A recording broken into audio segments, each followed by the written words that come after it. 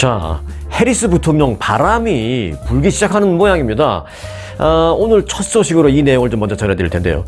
민주당 대선 후보로 사실상 확정이 된 카말라 해리스 부통령이 오는 11월 대통령 선거의 승패를 결정할 가장 중요한 것이 어디예요? 네, 경합주잖아요. 그 경합주가 크게 보면 일단 7개 주입니다. 7개 그 경합주. 그 경합주 7개에서 지금 바람을 일으키고 있다는 여론조사가 나왔습니다. 블룸버그 통신이 지난 24일부터 28일까지 7개 경합주에서 대선 후보 지지율을 조사한 결과 해리스 부통령은 7개 주 가운데 4개 주에서 트럼프 전 대통령에게 이제 우위를 보인 그런 결과가 나온 것입니다. 자, 그런데요, 그 격차가 생각보다 좀 컸습니다.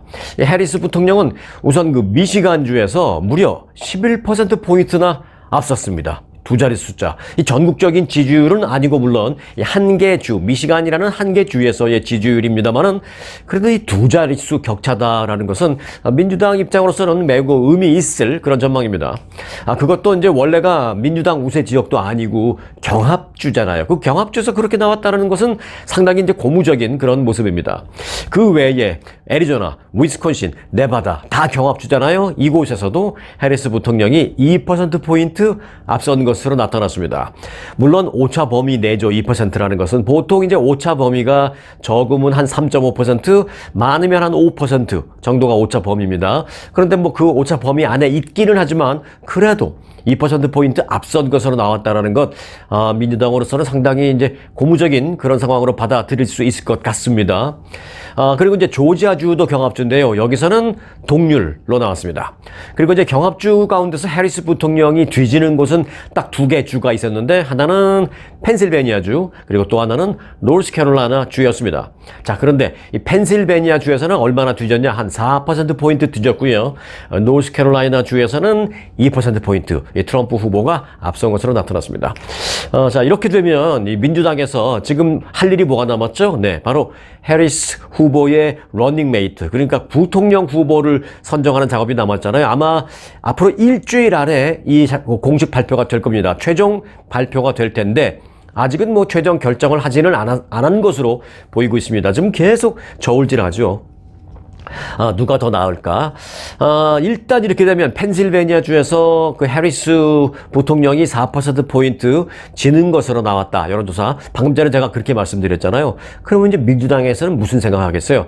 이렇게 되면 부통령 후보로 조시 샤피로, 이 펜실베니아 주지사를 지명하면 어떻겠냐라는 목소리가 커질 것입니다. 이렇게 되면.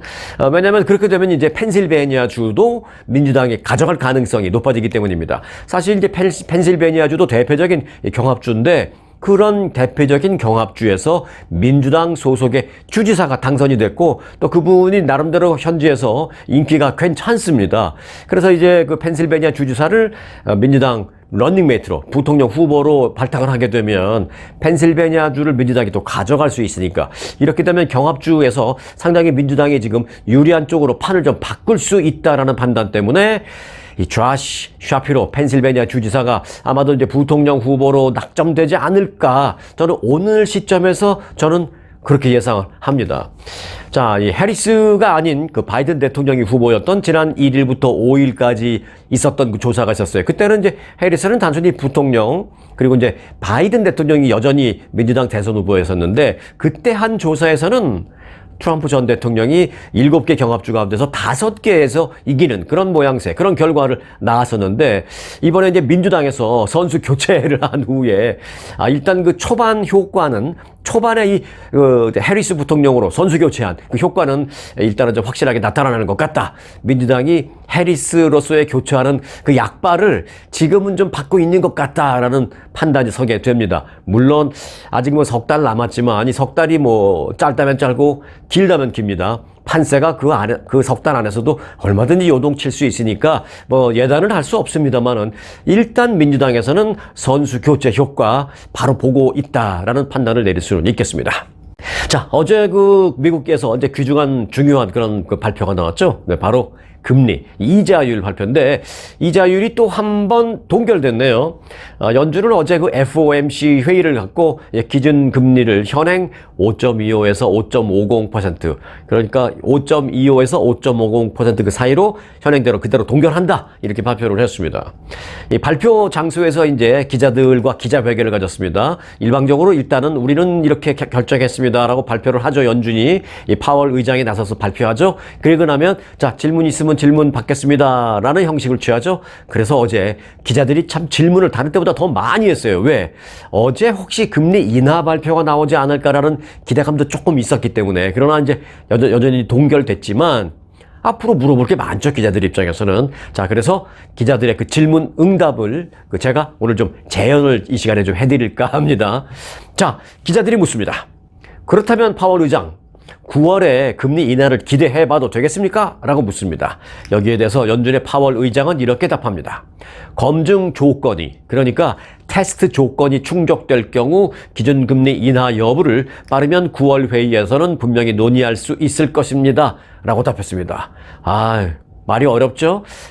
항상 책임을 지지 않기 위해서, 나중에 무슨 말 듣지 않기 위해서 이런 정책 결정자들은 좀 굉장히 어렵게 말하는 경향이 있어요. 굉장히 애둘러 말하는데, 자, 제가 하나씩 이제 말씀드리는 것을 들으시면 풀어서 이해가 되실 겁니다. 자, 일단 그렇게 애둘러서 조금 어렵게 대답을 했습니다. 그러자 기자들이 또 묻습니다.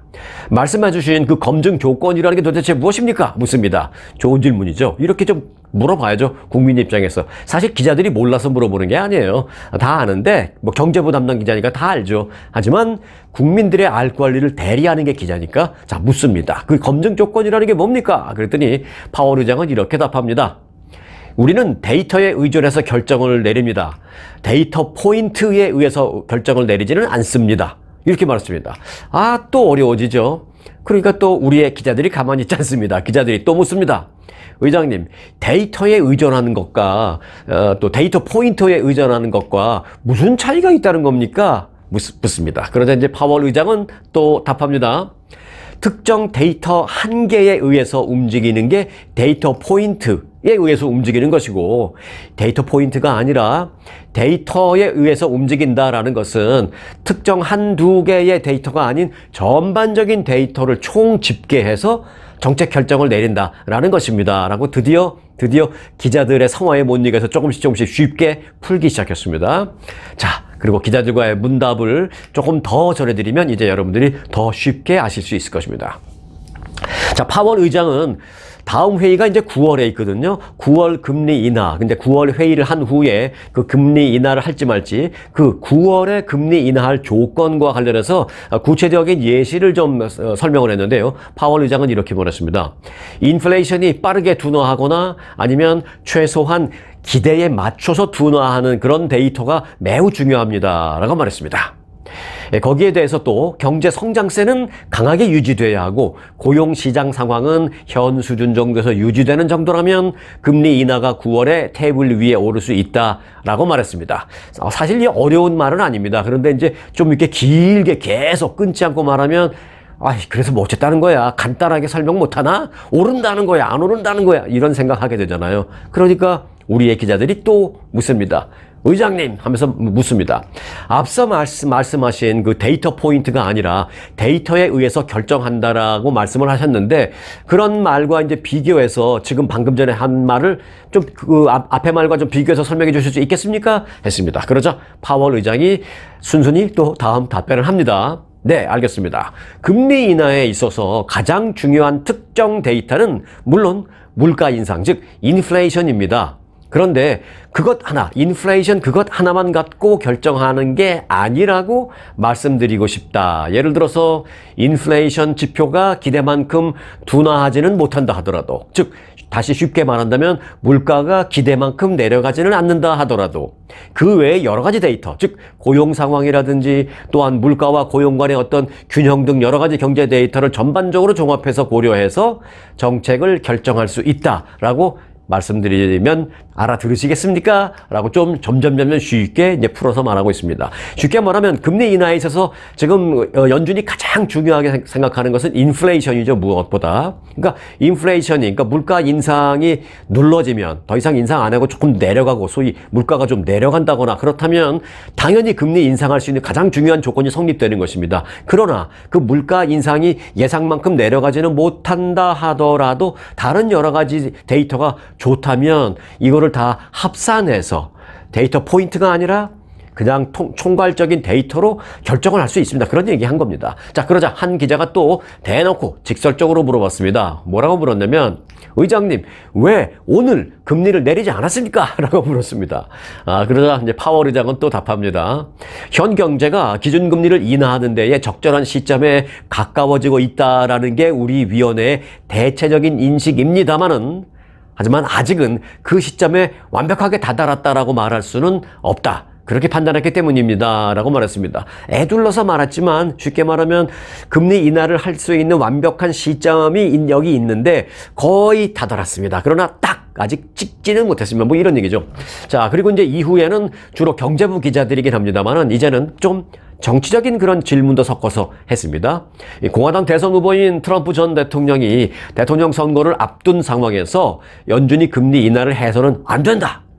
연준이 금리를 인하하면 그 대선에 대통령 선거에 영향을 끼치게 되기 때문에 금리 인하하면 안 된다라고 이런 말을 했었습니다. 트럼프 전 대통령이. 그래서 이제 기자가 트럼프가 이런 말을 했는데 파월 의장님은 어떻게 생각하십니까? 라고 이제 경제와 정치를 합산해서 물었습니다. 그러자 파월 의장은 단호하게 답합니다. 연준은 절대적으로 정치적 중립으로 남을 것입니다. 라고 말했습니다.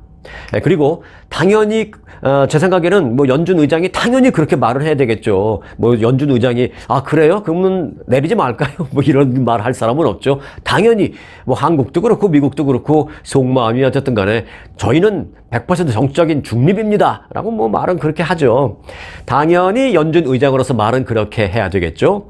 그리고 나서 파월 의장은 몇 마디 슬그머니 더 보탰습니다. 뭐라고 했냐면 우리는 특정 정당이나 특정 정치인 또는 어떤 정치적인 결과를 지지 또는 반대하기 위해서 우리의 경제 정책 수단을 절대로 쓰지 않습니다. 라고 말하면서 우리가 우리의 역할에, 그러니까 연준이 연준의 역할에 최선을 다해야 모든 미국인들의 이익에 도움이 된다라고 우리는 그렇게 생각하기 때문에 정치적인 중립을 지킬 것입니다. 라고 말했습니다.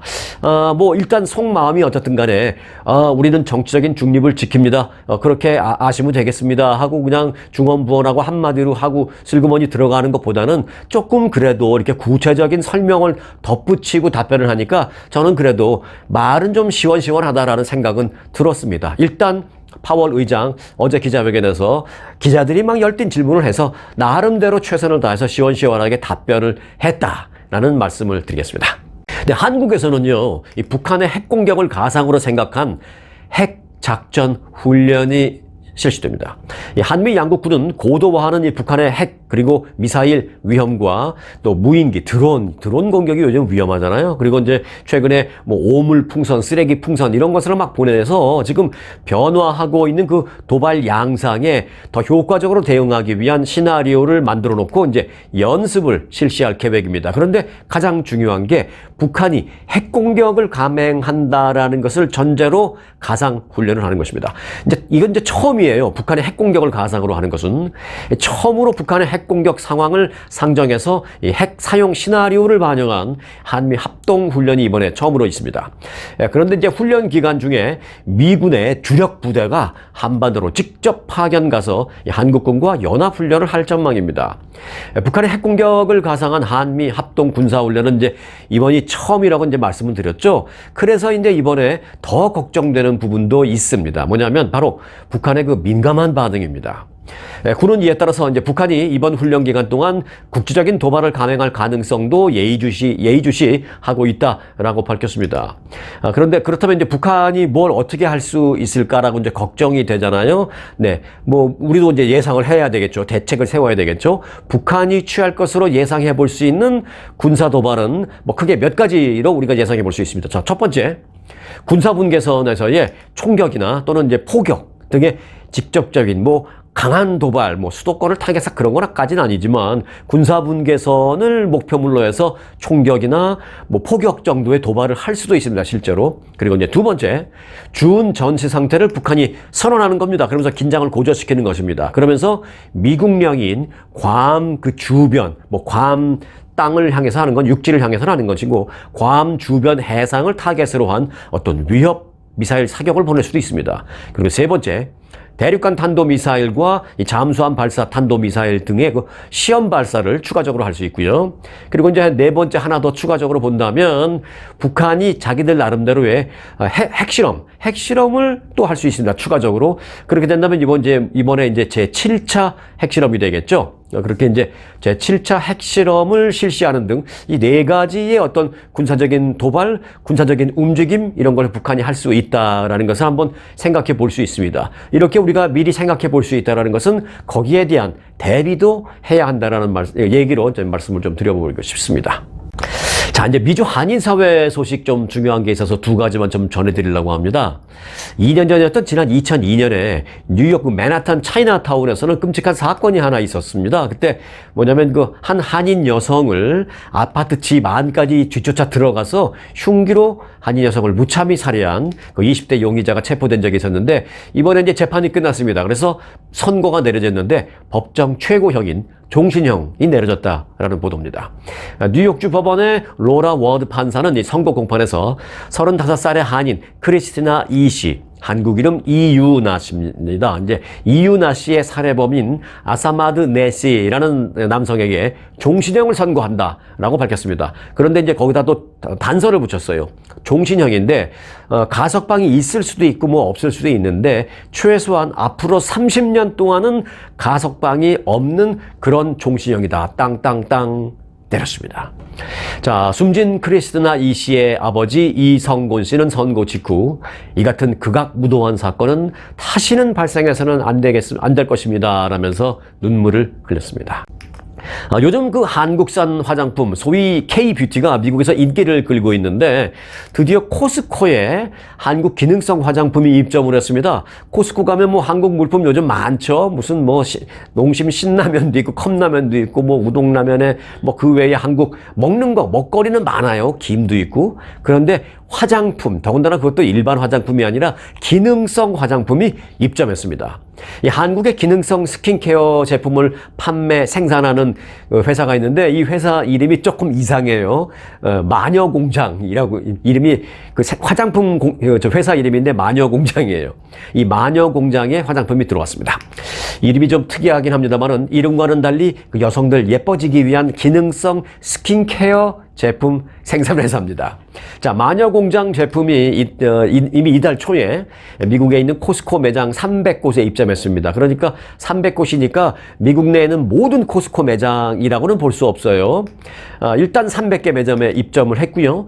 스킨케어 제품 전문 생산 업체인 이 마녀공장은 특히 이제 베스트셀러가 있는데 그게 뭐냐면 퓨어 클린징 오일이라는 게 이제 가장 잘 팔리는 것인데, 퓨어 클린징 오일 색깔이 노란색으로 아주 예뻐요. 효과도 좋답니다. 퓨어 클린징 오일이라는 제품을 이번에 코스코 300개 점에 입점했다라고 말을 하면서 입점하자마자 지난 한 2주 됐는데 반응이 너무 좋다라고 말하고 있습니다. 이 마녀사냥이라는 회사는 내년에는 이 미국 내 코스코 입점 매장을 현재 300개에서 400개까지 늘릴 예정이다라고 밝혔습니다. 그러면 웬만한 완전히 무슨 어디 시골 있고 완전히 백인들만 있는 그런 외진 곳 외에는 웬만한 우리들이 갈 수 있는 웬만한 코스코에는 다 이 제품이 있을 것이라고 생각을 합니다. 이 마녀공장이라는 회사는 또 다음 주에는 미국의 대표 화장품 멀티샵이 있습니다. 얼타라고 하는데요. ULTA. 다니시다 보면은 이 대도시에서는 ULTA라고 써 있는 간판 많이 보실 거예요. 특별한 설명도 안 써 있고 그래서 저도 처음에는 이게 무슨 티처스 유니온인가 이런 생각도 했었는데 이게 화장품 멀티샵입니다. 들어가면 좋은 화장품 제품들 많이 있어요. 그렇게 비싸지 않고. 자, ULTA, 얼타라는 화장품 샵에 온라인 그리고 600개 오프라인 매장에 입점을 계약했다 라고 밝혔습니다. 자, 마녀공장이라는 회사는 다음 달과 오는 11월에는 대만 그리고 캐나다 코스코에 입점할 계획이라고 밝혔습니다. 그러니까 다음 달에는 대만에 들어가고요. 11월에는 캐나다 코스코에 들어간다라고 말했습니다. 자, 이 비행기 안에서 캔 음료를 드실 때 조심하시기 바랍니다. 사우스웨스트의 여객기에서 또다시 캔 음료가 폭발해서 승무원이 부상을 당했습니다.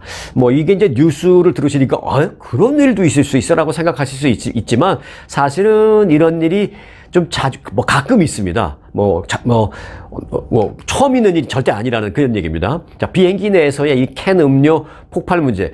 폭발이라고 생각하니까 무슨 수류탄 폭발 아니면 폭탄 폭발로 좀 과장돼서 생각하실 수 있는데 음료니까 터지긴 터지는 것이지만 무슨 화학 성분이 터지는 건 아니죠. 쉽게 말하면 이거죠. 콜라나 콜라나 스프라이트 같은 거 막 흔들어서 갑자기 팍 하면 이제 팍 터지듯이 이게 또 터져 나오잖아요, 음료가. 이제 그게 너무 세게 발생했을 때 또는 내가 일부러 흔들어서 따지 않았는데도 이게 가만히 있다가 자기가 이제 기존에 너무 흔들려서 가만히 있다 자기가 갑자기 멀쩡히 가만히 있다가 팍 터지는 거죠. 그래서 이제 캔 음료 폭발 문제가 비행기 내에서 사실은 여러 해 동안 자주 발생해왔다라는 것입니다. 그런데 이제 올해는 특히 더 많이 발생하고 있습니다. 특히 사우스웨스트 에어라인에. CNN은 사우스웨스트 항공은 이 부패하기 쉬운 음식을 제공하지 않기 때문에 냉장 트럭이나 또는 저장소를 보유하지 않고 있어서 다른 항공사들과는 달리 캔 음료를 많이 갖고 있고 또 캔 음료가 차갑게 보관되지 않고 있는 그런 상태가 많아서 그 안에가 좀 뜨거워지고 있다가 비행기에 싣고 올라가서 폭발하는, 터지는 그런 일이 잦다. 사우스웨스트 항공이 그렇게 말하고 있습니다. 지난 6월에, 그러니까 지난달에 사우스웨스트 여객기에서는 이 캔 음료 터지는 사건이 100건 이상 발생했다라고 합니다. 네, 현대차에 리콜이 있습니다. 이 미국에서요, 이 현대의 에어백 작동 등의 문제가 있는 일부 차량이 리콜됩니다. 현대차는 2024년형 산타페와 산타페 하이브리드 일부 제품의 에어백과 이 전기 시스템을 정비하기 위해서 리콜한다고 밝혔습니다. 해당 차량은 한 5만 대 정도로 추정됩니다. 이 해당 차량은 내부 배선 문제 때문에 이 에어백이 의도하지 않았는데도 특별히 무슨 사고가 나지 않았는데도 갑자기 펑 터지는 그런 일이 있습니다. 이것도 굉장히 위험한 겁니다. 사고 났을 때 안 터지는 것도 위험하지만 사고 나지 않았는데 갑자기 가다가 자기 혼자 펑 터지는 것도 위험합니다. 왜? 운전하고 있는데 에어백이 터지면 앞이 안 보이잖아요. 이것도 굉장히 위험합니다. 그럴 수 있기 때문에 이걸 갖고 오면 다 고쳐주겠다라는 것입니다. 리콜은 이제 차량을 판매한 딜러가 해당 부품을 무상으로 점검해주거나 완전히 교체해주는 그런 방식으로 이루어지게 됩니다. 자, 그리고 이 외에 현대차는 오래된 이 구형인데요. 이 제네시스 쿠페 일부 차량도 리콜한다고 밝혔습니다. 대상은 2010년, 11년, 12년, 13, 2010년부터 13년까지 구식 제네시스 쿠프 12,600대 정도가 해당된다라고 합니다. 이들 차량은 일부 부품이 손상돼서 시동을 걸 때 의도하지 않은 어떤 차량의 움직임이 발생할 수 있다라고 밝혔습니다. 리콜 소식은 참고가 돼 주시길 바라겠고요. 콜로라도 덴버의 구독자들 많이 계시죠? 콜로라도주 덴버 지역 한 주택가에서요, 40대 한인 여성과 어린 아이가 숨진 채 며칠 전에 발견이 되었습니다. 경찰은 대학 교수인 남편을 이번 사건의 유력 용의자로 지목하고 1급 살인 혐의로 체포했습니다. 덴버 경찰국에 따르면 지난 29일 아침에 7시쯤 덴버 지역 한 주택 침실에서 올해 44살의 한인 여성 김서린 씨가 머리에 피를 흘리면서 쓰러져 있다라는 신고를 받았습니다. 올해 44살의 한인 여성 김서린 씨입니다. 신고를 한 남성은 그런데 누구냐? 김 씨의 남편인 니콜라스 마이클 버스트라는 남편입니다. 현재 덴버 인근의 한 카톨릭 계열 대학에서 영문학 교수로 재직 중이라고 합니다. 이날 아침 그 마이클 버스트 교수는 경찰에 전화를 걸어서 거실 소파에서 잠을 자고 일어났는데 침실에 쓰러져 있는 아내와 그 어린 아이가 의식이 없다. 그 아내와 또 그 딸이 의식이 없는 것을 발견했다라고 이렇게 전화로 신고를 했습니다. 그 출동한 덴버 경찰은 보니까 신고한 남편이 살해 용의가 있다라고 판단해서 그 자리에서 남편을 체포했습니다. 경찰은 피해 여성은 그 얼굴과 머리 등의 여러 차례 둔기에 의한 폭행을 당한 흔적이 있었다라고 말했습니다. 그리고 그 경찰이 그 법원에 체포할 수 있는 체포 영장을 발부해달라고 이제 요청서를 보내는데 그 요청서에 이제 리즌이 써 있을 거 아니에요? 이유? 그 요청서를 보니까 이렇게 써 있습니다.